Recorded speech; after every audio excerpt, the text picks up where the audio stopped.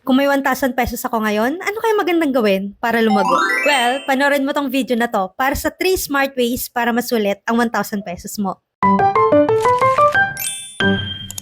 Una, kung business-minded ka or baka may talent ka sa pagluluto, paggawa ng crafts o marunong kang magbenta, pwedeng gamitin ang 1,000 na puhunan para sa mga mini food business o mag-repack ng mga trending products.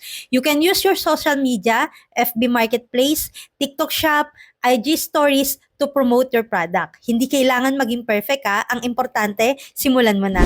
Kung risk taker ka naman, pwede kang mag-invest sa mga beginner-friendly platforms. Kahit 500 pesos lang, pwede ka nang mag-invest sa mutual funds gamit ang G-Invest o kahit Maya. Kung ayaw mo pa sa market risk, maglagay muna sa high-interest digital banks tulad ng CIMB or C-Banks. Ang mahalaga, kumikita pa rin habang nakapark lang yung pera mo.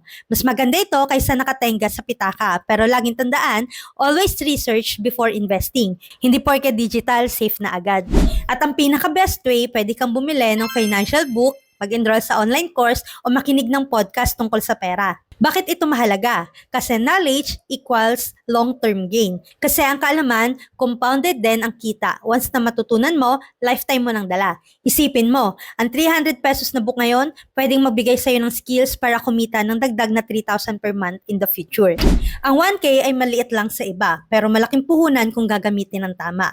Ang tunay na asset mo, ikaw mismo. So invest in your growth, start small, and take the first step. This is Ros De Leon, your lifetime financial coach.